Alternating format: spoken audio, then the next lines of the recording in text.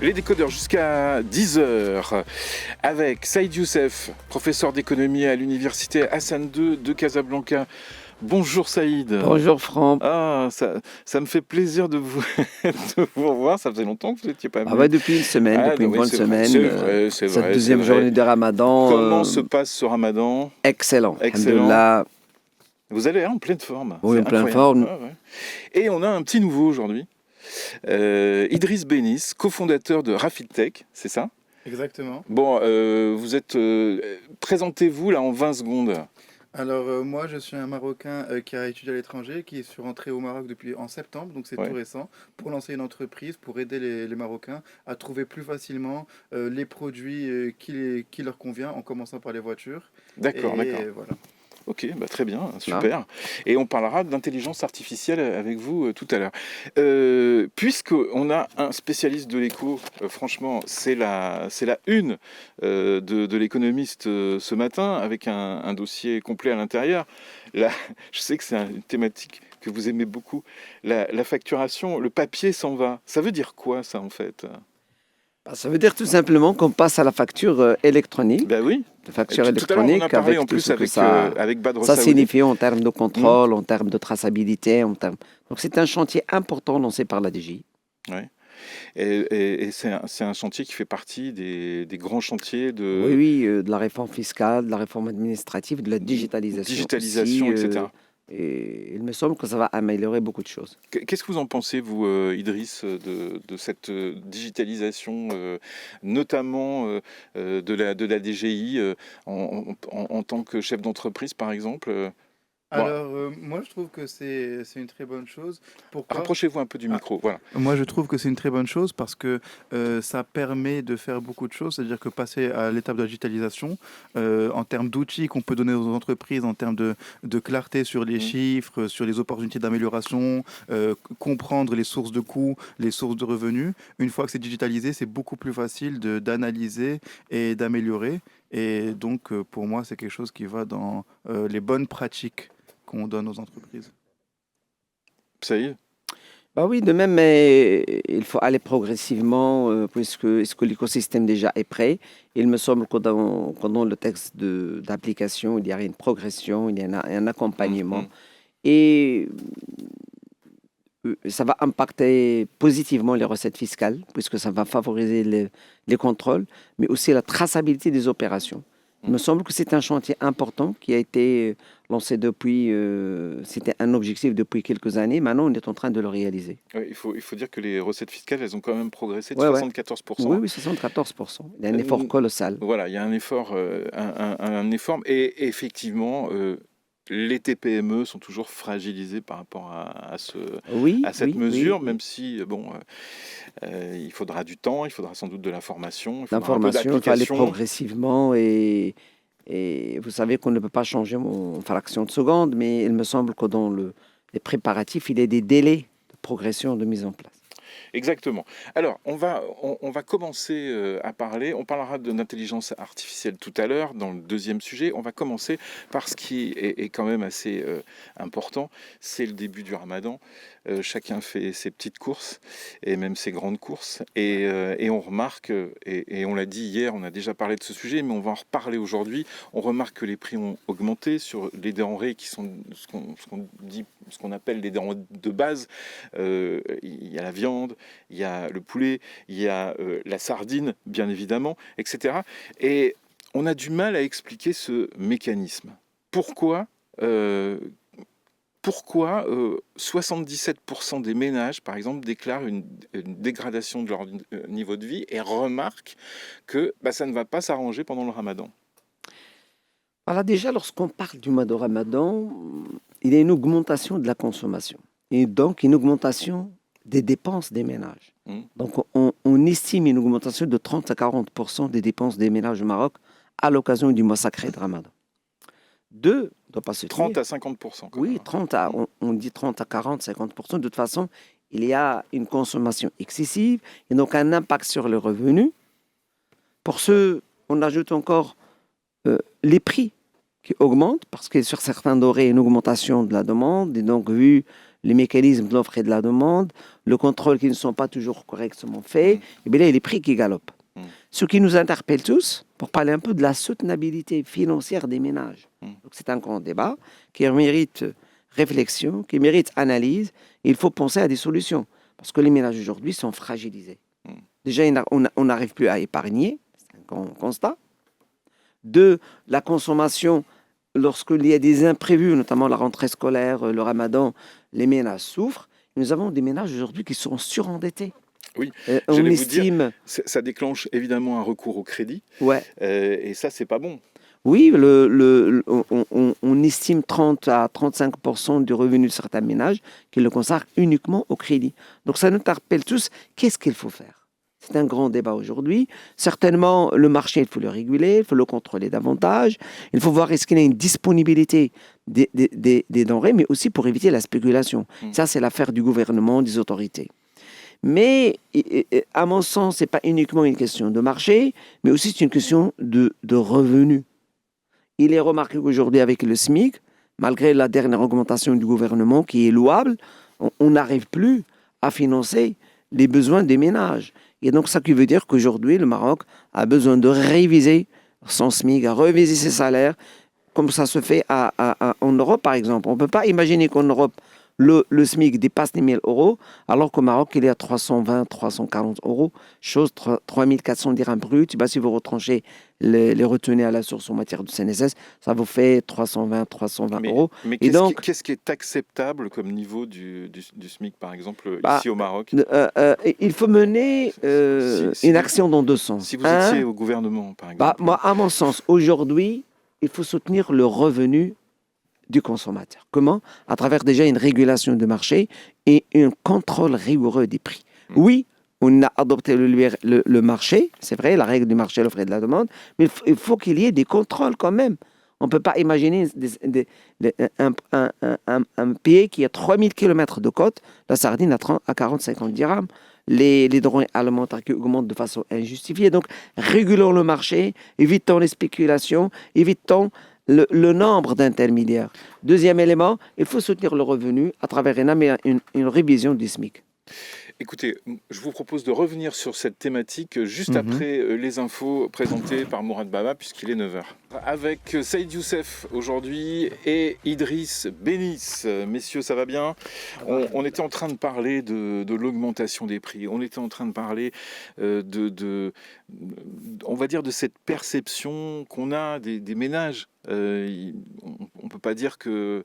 On nous a dit que les indicateurs étaient bons, hein, inflation, tout ce qu'on veut, mais le pouvoir d'achat, est-ce que c'est vrai que le pouvoir d'achat, il est quand même moins important qu'avant? Lorsqu'on parle de l'inflation, on parle d'agrégats macroéconomiques. Oui. D'un point de vue macroéconomique, il y a un taux de croissance intéressant aujourd'hui, surtout avec la pluviométrie qui s'annonce très très bien. Une maîtrise, une augmentation de l'activité industrielle, agricole, mais il y a toujours cette dichotomie entre les revenus, la consommation et l'épargne. Donc moi, je m'explique. Aujourd'hui, c'est un fait, il y a une érosion du pouvoir d'achat des ménages. Il y a une incapacité de faire de l'épargne. Ce qui touche à la soutenabilité financière des ménages. Donc c'est un débat de fond aujourd'hui. Donc essayons de voir un peu les causes de cette anomalie, parce que c'est une anomalie quand même, puisque une croissance économique n'arrive pas à impacter le niveau de vie de tous les ménages. Je dis bien qu'il y a des personnes aisées qui n'entrent pas dans ce périmètre. Mais moi, je parle des personnes de la classe moyenne, des personnes qui touchent le SMIC, avec une réalité statistique. Bon, alors ça veut dire que les salaires sont pas assez importants. Ils ne sont pas bons, mais il y a aussi une pression sur le revenu. Primo, on a cité le taux d'endettement. On dit, d'après les statistiques, 30% du revenu est consacré pour payer des traites pour le système bancaire. Deux, n'oublions pas qu'une bonne partie des ménages financent la scolarité de leurs enfants. Et donc, on se retrouve avec 30% encore des revenus. C'est la double peine, ça. Oui. Donc maintenant, qu'est-ce qu'il faut faire? Il faut passer à des solutions. À mon sens, aujourd'hui, il faut aller déjà pour alléger les frais du ménage. Une école publique, où ceux et celles qui ne veulent pas aller dans le privé peuvent une école publique de qualité, accessible, avec tous les standards. Il y a un effort fourni, mais il me semble que ce n'est pas du tout suffisant. Deux, même au niveau des écoles privées, il faut qu'il y ait une régularité et un contrôle des tarifs pratiqués. C'est vrai, il y a le marché est libre, c'est la règle de l'offre et de la demande, mais il faut qu'il y ait quand même soit des tarifs standards, soit par exemple une tarification par catégorie d'école. De toute façon, il faut qu'il y ait un contrôle de l'exécutif. Trois, un contrôle de la chaîne des intermédiaires. Il est inadmissible de trouver de la sardine à 40 dirhams au Maroc. Un pays qui exporte les produits agricoles, un pays qui se présente comme un prix agricole, et on peut donner plusieurs exemples. Il faut arrêter cette chaîne d'intermédiaires qui augmente les prix entre du champ vers le marché du gros. Mais et cette vers la chaîne fin, d'intermédiaires, on la cite quand même à chaque fois, oui, chaque mais il faut année. passer il faut passer à l'action. Et vers la fin, augmenter le revenu nominal, le revenu, le salaire. Les salaires ne sont pas, et surtout le SMIC, un SMIC malgré la dernière augmentation à 3400 dirhams, on peut pas financer un ménage, payer des traites, payer la scolarité de ses enfants. Donc, essayons de réfléchir à ceux qui n'ont pas les moyens. Il me semble que c'est une priorité aujourd'hui du gouvernement actuel et des prochains gouvernements. J'aimerais bien avoir votre avis là-dessus, Idriss Bénis. Avec grand plaisir. Merci, professeur Youssef, qui a tous les éléments, grâce à son expérience, sa recherche, que j'ai un petit peu moins. Donc, je vais donner mon ressenti personnel. Oui. Je trouve que sur la hausse des prix, là, il a dit un mot qui a résonné avec moi, qui est le côté injustifié. C'est vrai que parfois, en consommateur, j'ai pas toujours, je comprends pas en fait pourquoi certains éléments ont augmenté de certains nombres de pourcentages et d'autres sont restés les mêmes. Et j'ai l'impression que c'est surtout l'alimentation. Bon, moi, je viens à peine de rentrer en septembre, donc je découvre encore les prix au Maroc, mais j'ai l'impression que l'alimentation a été plus touchée que le reste. Et du coup, c'est cette transparence, cet ajout de transparence qui va beaucoup, au moins, ça aide la perception, même si ça ne change pas la réalité des faits. Et il y a plusieurs autres points avec lesquels j'ai raisonné, notamment sur l'éducation. Quand on met un enfant dans une école, c'est pour sa scolarité, c'est-à-dire on vise à ne pas le changer de système. Et du coup, parfois, il y a des hausses des prix qui peuvent être très agressives d'une année à l'autre dans un système où l'enfant est déjà engagé. Et là, en fait, on n'a pas d'autre choix que de subir la hausse de prix. Et donc, c'est vrai que, à mon sens, l'idée qu'il y ait une régulation, par exemple, les loyers, on ne permet pas d'augmenter les loyers comme on veut. Alors, pourquoi laisser l'éducation augmenter d'une année à l'autre? Mais oui, c'est clair qu'il y a beaucoup qui peut être fait pour aider les ménages qui en ont besoin. Et sur le revenu, il y a beaucoup de choses que je vois qui sont faites, notamment pour les jeunes, pour développer les nouvelles compétences, pour leur permettre de saisir les opportunités qui sont présentes dans le marché aujourd'hui. Donc il y a beaucoup d'actions qui vont dans ce sens. Et donc je pense que, Oui. Inch'Allah, ça va s'améliorer. Bien sûr que ça va s'améliorer. On est toujours, on est toujours très optimiste et très confiant dans cette émission. On l'a dit, les intermédiaires. Et d'ailleurs, c'est intéressant ce que vous dites, Idriss, parce que vous n'étiez pas au Maroc. Et là, vous arrivez. Il y a quelque chose qui peut choquer. Par exemple, quand on vient comme ça au Maroc et qu'on va dans un supermarché ou dans une petite supérette ou chez l'épicier, etc. C'est ce manque de transparence. Sur les prix. Vous pouvez aller dans une grande enseigne. Vous avez des prix qui vont évoluer presque du jour au lendemain, en fait, et sans savoir pourquoi. Est-ce que cette transparence, il est possible qu'on travaille sur cette transparence justement pour réguler ces prix, quoi. Et surtout à l'approche du Ramadan, à l'approche de cette période où on sait que la consommation va terriblement augmenter, quoi. Ah oui, bien sûr. Le contrôle doit se faire au niveau des produits de première nécessité. Ouais. Ça, c'est une nécessité. On ne doit pas dire, parce que le marché, il y a la règle de l'offre et de la demande, cette règle n'est pas suffisante. Aujourd'hui, il faut qu'il y ait des contrôles. Parce que tout simplement... Et comment on peut décréter, par exemple, une tomate à un tel prix ? Déjà, il faut contrôler déjà le marché, parce qu'aujourd'hui, ce n'est pas le commerçant final qui augmente les prix. C'est la chaîne des intermédiaires. C'est cette désorganisation de la chaîne de distribution. Ce sont des problèmes de logistique. Il faut travailler, préparer ça à l'avance. Deuxième élément qu'on ne doit pas oublier, que lorsqu'on parle du marché, quand même, il y a des articles qui étaient relativement stables, mais les denrées alimentaires de base, c'est là où il y a le problème. Les produits de la mer, notamment, on évoque beaucoup plus la sardine, les viandes, les poulets. Donc, ce sont des choses sur lesquelles on doit être beaucoup plus vigilant, puisque déjà, ça touche le revenu le niveau de vie du citoyen. Moi, et d'ailleurs, M. Benis l'a évoqué, c'est cette question parce qu'il y a 3 grandes rubriques dans les dépenses des ménages au Maroc. 1, le crédit pour acquérir un appart ou une voiture, les frais de scolarité des enfants, et divers, c'est-à-dire les frais de chaque jour. Et donc, on remarque que les 2 premières composantes commencent à avoir de l'ampleur. Par exemple, on s'est dit, le crédit aujourd'hui prend quelque chose comme 30-40% du revenu des ménages. Vous avez la scolarité qui on consomme encore 30, c'est-à-dire qu'il reste 40%, et on se retrouve avec épargne égale à 0. Donc, ça nous interpelle tous. Et au niveau de la rubrique scolarité, il est remarqué, dont par exemple dans l'enseignement privé, exemple ces derniers mois, il y avait un grand débat avec les écoles type mission. Ils ont décidé d'augmenter toujours en cours, d'augmenter de façon déraisonnée, de façon illogique leurs tarifs, chose qui a touché le revenu des parents. Et donc, l'État, le pouvoir public, on ne doit pas se dire parce que c'est la règle de l'offre et de la demande, il faut qu'il y ait il faut régulariser la chose, parce que quand même, sinon, on doit se poser une grande question. Les gens payent leur impôt. C'est pas avoir une école publique gratuite. Aujourd'hui, une bonne partie des ménages mettent leurs enfants dans une école privée. Et donc, ils budgétisent quelque chose comme 1/3 de leur revenu dans la scolarité. Donc, un débat profond doit être mené pour régler ce problème. Parce que, n'oublions pas que lorsqu'on a un problème de revenus, on ne consomme pas. Et lorsqu'on ne consomme pas, c'est tout le circuit économique qui est touché. C'est la stabilité des ménages. Et donc, un débat aujourd'hui sérieux doit être mené pour régler ce problème des revenus, ce problème de la consommation. Idriss.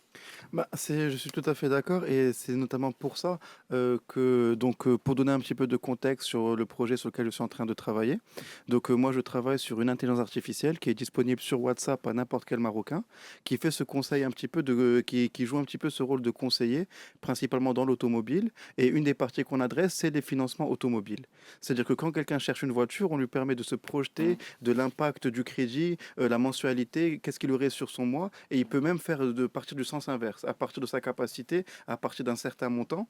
Si je peux me permettre que je ne veux pas dépasser 2000 dirhams par mois parce qu'aller au-dessus serait déraisonné pour mon ménage, sachant que moi je suis éligible à 84 mois maximum, quel est mon budget maximal? Aide-moi à trouver une voiture dans ce budget. Et je pense que c'est des initiatives comme ça qui vont aussi aider les consommateurs, c'est trouver ce qui est abordable pour eux. Et il y a une chose aussi, on en parlait hier, c'est aussi ce digital, ces outils digitaux, on va dire, ils peuvent aussi être des bons indicateurs de prix. C'est-à-dire, il y a des applis qui existent, par exemple, où on a les meilleurs prix sur beaucoup de choses, y compris d'ailleurs sur des denrées de base. Ça existe. Est-ce que justement, oui, cette digitalisation-là, l'utilisation de l'IA, l'utilisation ça peut aider à trouver les meilleurs prix et donc rendre service aux consommateurs. Donc c'est l'ambition qu'on a avec Grafid. Ouais. C'est l'ambition qu'on a, c'est de se dire que chaque personne a son contexte, a son revenu, a ses besoins, son certain nombre d'enfants ou bien les trajets qu'il doit faire. Et l'idée c'est de pouvoir les conseiller de manière personnalisée pour chaque personne en discutant de manière naturelle via WhatsApp et justement de pouvoir donner les éléments pour tout contexte. Voici la solution qui répond à tes besoins de manière la plus abordable. Et je pense que ce genre d'initiative va se multiplier. Quand cette transparence manque aujourd'hui à l'échelle très macro, on peut essayer de la redonner à l'échelle individuelle, voici les options qui existent pour moi sur le marché et voici ce que je peux faire pour les trouver. Voici comment pouvoir pouvoir arranger ma situation, contrôler mes coûts pour avoir ce dont j'ai besoin et pas plus. Voilà, donc Et pas plus. Saïd, à défaut de mesures publiques, il y a des initiatives comme ça qui peuvent aider. Oui, les réseaux sociaux, la digitalisation, l'IA, les applications de ce genre peuvent aider énormément à rendre le marché plus transparent, puisque l'information sera disponible et facile à utiliser. Mais ceci ne remplace pas le rôle des régulateurs, le rôle de l'État, le rôle des autorités qui doivent contrôler les marchés, qui doivent vérifier la disponibilité. Et d'ailleurs, il y a une orientation du gouvernement dans ce sens, de faire attention au niveau de vie des consommateurs. Et Sa Majesté le Roi a toujours lancé des appels dans ce sens. Lorsqu'on parle de la Fondation Mohamed V, qui joue un rôle fondamental et important dans le soutien des pouvoirs d'achat des ménages, c'est un message fort. On dit attention, ne touchez pas aux revenus, ne touchez pas au niveau de vie du consommateur. Parce que le niveau de vie, c'est une ligne rouge. On doit comprendre que lorsque les données avancent, comme quoi il n'y a plus d'épargne au niveau des ménages, c'est un signe d'alarme. C'est-à-dire que les ménages n'ont plus cette capacité d'épargner. Et lorsqu'on parle des ménages, c'est la classe moyenne. Cette érosion de la classe moyenne qui risque de basculer vers la misère, vers la pauvreté. Ce sont des choses qu'on doit prendre avec beaucoup de responsabilité, beaucoup de prospectivité, puisqu'on est obligé de voir quelles sont les solutions. Un grand débat aujourd'hui doit être mené. Que faut-il faire pour améliorer le niveau de vie? D'un point de vue soutenir le pouvoir d'achat, mais c'est améliorer les revenus. Je vais vous dire une chose, Franck. Vous savez que certains secteurs n'arrivent plus à recruter avec un SMIC de 3400. Les Marocains ne veulent plus travailler au SMIC. C'est une réalité du marché. On dit qu'il y a le taux de chômage. Mais il est difficile de trouver quelqu'un qui accepte de travailler aujourd'hui au SMIC. Parce que tout simplement, ce n'est pas suffisant. Ça ne le permet pas de financer les besoins d'une famille. Surtout lorsqu'on est dans une grande ville comme Casablanca ou bien dans le milieu urbain, un peu moins dans le monde rural. Et donc, c'est un débat qu'on doit mener. Qu'est-ce qu'il faut être? Qu'est-ce qu'il faut faire pour améliorer le niveau de vie? Il faut avoir un point de croissance supplémentaire. Oui, il faut avoir de la croissance, mais partageons les fruits de la croissance. Ça, c'est un grand débat. Cette solidarité qui est monnaie courante, qui fait partie de notre devise, on doit encore la partager en termes de revenus. Il faut penser aux autres. Il faut contrôler les prix, lutter contre les zones de rente, là où il y a le problème, intervenir pour réguler la situation. Parce que, c'est vrai, les réseaux sociaux, l'intelligence artificielle, la technologie va aider à rendre l'information disponible, mais ce genre d'initiatives ne sont pas toujours suffisantes, malheureusement. Sur ceux et celles qui gèrent sur le terrain, qui doivent intervenir pour réguler cette situation qui est parfois anormale. C'est une année électorale, donc l'augmentation du salaire minimum, c'est important? Oui, il me semble qu'on doit comprendre, les décideurs doivent comprendre que le SMIC actuel n'est pas suffisant. C'est une réalité sur le terrain. Vous pouvez parler à tous les entrepreneurs, vous pouvez aller sur le terrain, vous voulez voir que les gens n'arrivent plus à recruter au SMIC. Ouais. Et c'est d'ailleurs la raison pour laquelle les gens fuient vers le secteur informel, puisque les revenus dans le secteur informel sont plus importants. Et on n'avait pas parlé d'informel aujourd'hui, mais on en parle. Parce que l'informel, dans l'informel, on arrive à avoir un revenu beaucoup plus important que le SMIC. Ça, c'est une réalité. Alors, je voudrais rappeler quand même qu'il y a un numéro vert qui est réactivé chaque année, qui est le 5757. C'est un peu le « Allô, c'est pour dénoncer », quoi. C'est-à-dire, j'appelle pour dénoncer. Est-ce que c'est un outil réellement dissuasif, ce 5757, pour signaler les abus, on va dire? On l'a dit à l'instant, il faut passer à autre chose. Le numéro de téléphone n'est pas suffisant. Il faut aller vers la digitalisation, vers les réseaux, vers les moyens. Le téléphone fixe, c'est vrai, c'est un moyen, mais il faut ajouter d'autres éléments. Conclusion, juste une petite conclusion, Idriss, là-dessus, sur ce sujet, avant de parler d'IA, justement. Je suis très aligné avec tout ce qu'a dit le professeur. C'est normal. Joseph. C'est normal. Mais oui, donc c'est juste un petit mot. C'est un guide. De mon expérience. C'est que, en effet, je pense que pouvoir supporter les ménages, c'est important. L'État va jouer son rôle. Je pense que j'en suis convaincu. Il y a beaucoup d'initiatives, comme on dit, les discours vont dans ce sens, les préconisations vont dans ce sens. Et nous aussi, en tant que petite start-up, on va essayer de contribuer à notre échelle et accompagner autant qu'on peut. On revient juste après le journal de Karim Droné dans quelques secondes. Les décodeurs avec Saïd Youssef, professeur d'économie. Je suis perdu dans mes notes. Vous voyez que c'est terrible. Vous pouvez vous moquer de moi parce que je préfère le papier et et j'arrive pas à ne pas avoir de papier le matin. Du coup, j'ai beaucoup de papier. Saïd Youssef, professeur d'économie à l'université Hassan II de Casablanca. Idriss Béniz, cofondateur de Rafid Tech, spécialiste tech et spécialiste IA également. Deuxième sujet, le Maroc est-il prêt pour l'ère de l'intelligence artificielle? L'intelligence artificielle n'est plus un concept abstrait réservé aux labs et aux géants de la tech. Au Maroc, elle s'impose progressivement comme un axe stratégique majeur. Le gouvernement a récemment dévoilé une feuille de route nationale ambitieuse avec l'objectif affiché de positionner le royaume comme un hub africain de l'IA et de générer des milliards de dirhams de valeur ajoutée d'ici 2030. Ça va faire plaisir à Saïd Youssef. Centre de données souverain, partenariats internationaux, formation massive de talents. L'ambition est claire, mais est-ce qu'on est prêt? Voilà la question. Alors, vous êtes venu rentrer au Maroc, on va dire, en septembre dernier. Vous êtes tombé dans cette discussion parce que on a l'impression que le sujet de l'IA, il date de plusieurs années, mais pas du tout, c'est très récent, hein. Il y a une prise de position du gouvernement importante. Pourquoi? Parce qu'on a besoin aussi de créer des emplois pour les jeunes et des emplois qui sont mieux ciblés vers la tech. Donc, comment vous voyez ça, vous, avec vos yeux et d'entrepreneurs et de start-upers et de spécialistes de l'IA et de retour au Maroc? En fait, il fait faut beaucoup de choses. Hein. Je ne suis pas tombé dans ce retour par hasard, en fait. Je suis tombé parce que justement le Maroc fait des efforts pour rayonner, pour montrer ses projets en cours. Et en fait, il y a eu des événements à Paris de l'UM6P, du groupe qui sont venus montrer les initiatives qu'ils ont portées. Donc moi, je suis rentré aussi en partie pour un programme de l'UM6P qui accompagne les entrepreneurs en devenir. Et du coup, moi, ils sont venus me chercher, entre guillemets, à Paris, où ils m'ont montré les dynamiques qu'il y a, les ambitions marocaines. Et donc, je suis rentré parce que je savais qu'en rentrant, je participerais à un effort qui est déjà lancé. Et donc, vous aviez confiance dans le fait que vous alliez pouvoir développer votre start-up? J'étais confiant sur le fait que j'allais recevoir beaucoup d'aides, de programmes qui sont en partie financés avec de l'argent public, parce que l'UM6P, le programme, il est financé par la Fondation Ibn Rushd, et ils ont permis à beaucoup de gens comme moi d'avoir un support pour rentrer au Maroc. Donc, ils nous ont aidés à trouver des opportunités. D'ailleurs, le programme, il y a plusieurs cohortes. Je recommande fortement, j'ai une bonne expérience. Et donc, tout ça pour dire que cette dynamique, elle est présente. On encourage les jeunes à proposer des solutions innovantes, à répondre aux besoins. Donc, moi, c'est en partie pour ça que je suis rentré. Et encore plus de ça, quand on se pose la question, est-ce que le Maroc est prêt? La vérité, c'est qu'aujourd'hui, les entreprises sont prêtes à utiliser ce genre de solution, parce que moi, juste dans ma vie quotidienne, dans mes échanges à Ben Gri, à l'UM6P, à Casa, beaucoup de gens me disent on a besoin de ce genre de solution.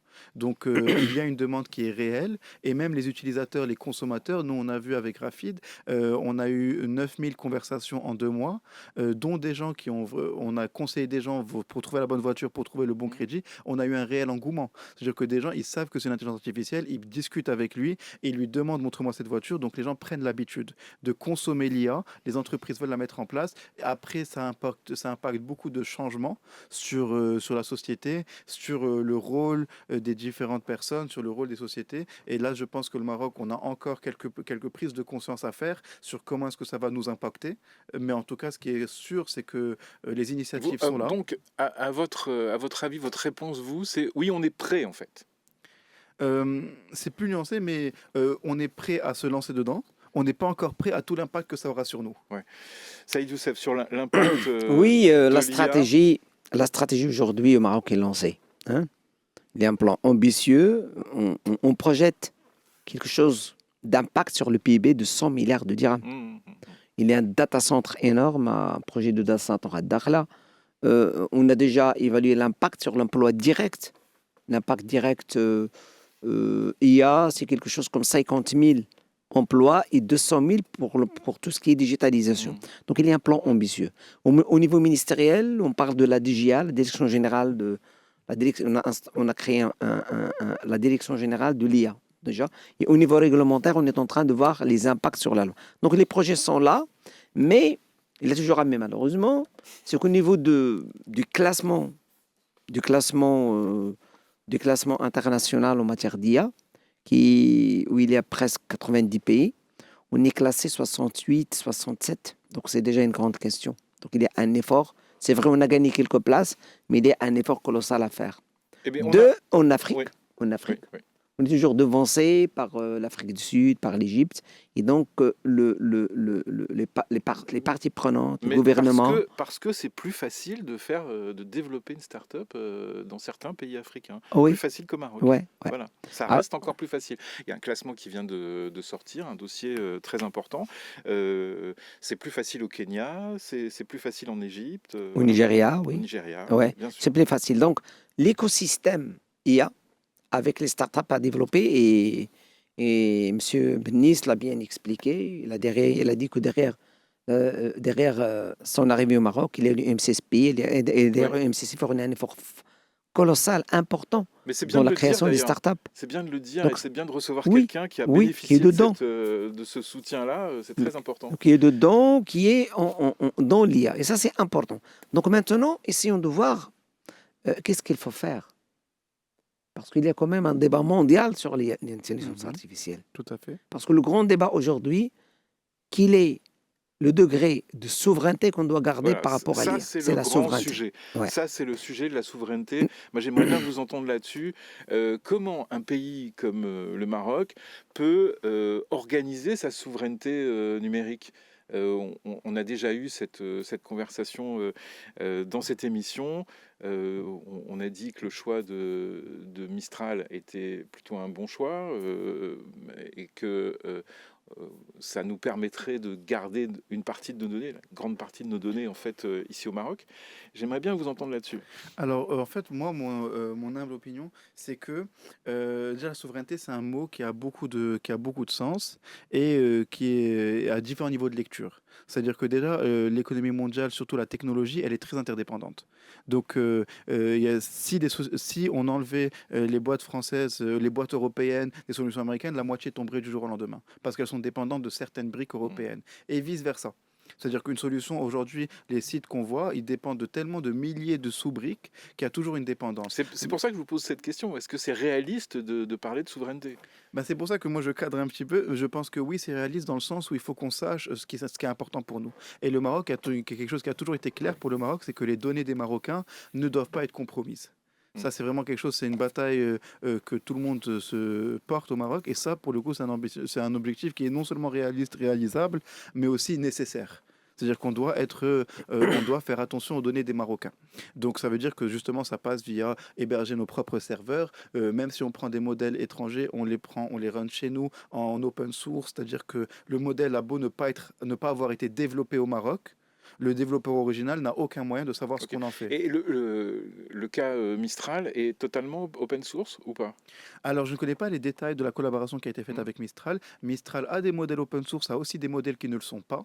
Mais j'imagine que dans les contrats, il y a des contrats qui se font beaucoup dans les grands groupes. C'est-à-dire même quand on utilise des solutions qui sont normalement pas open source, on peut demander pour mes données de mon entreprise, ne les utilisez pas, stockez-les chez moi. Mais après, ça reste un peu sur un engagement de parole et on sait que les entreprises américaines n'ont pas toujours été très regardantes des engagements qu'elles ont pris. Est-ce que Mistral le sera plus ? J'ai pas la question, j'ai pas les éléments, mais je ne connais pas les détails, donc je pourrais pas dire.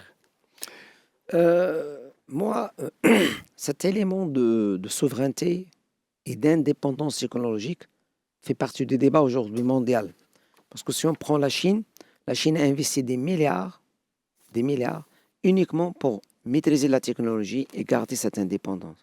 Si on prend l'Union européenne, dont la loi ACT, qui est dans 2024, l'Union européenne a adopté une loi sur l'IA. Parmi ces dispositions, c'est cette indépendance de l'Union européenne en matière de données. Cette question de souveraineté. Et d'ailleurs, dans le sommet qui a été tenu il y a quelques jours en Inde, Macron, le président indien, ont évoqué cette question d'indépendance, de durabilité, de durabilité d'usage de l'intelligence artificielle. Donc le Maroc, on ne doit pas sortir de cette logique. Il y a des données, les données des Marocains, les données stratégiques doivent être gardées au Maroc. Il faut garantir une certaine autonomie. Et je songe que le data center de Dakhla est dans ce sens. Et d'ailleurs, c'est un data center dans les projets qui sera alimenté en énergie renouvelable. Et on connaît bien que le problème de l'intelligence artificielle, que ça consomme beaucoup d'énergie et ça touche la durabilité. Ça touche la durabilité. Il y a un deuxième sujet après la souveraineté, c'est les emplois. L'IA va-t-elle créer plus d'emplois qu'elle n'en détruira? Alors, je n'ai pas la réponse exacte à cette question. Ce que je sais, c'est qu'il y a énormément d'opportunités.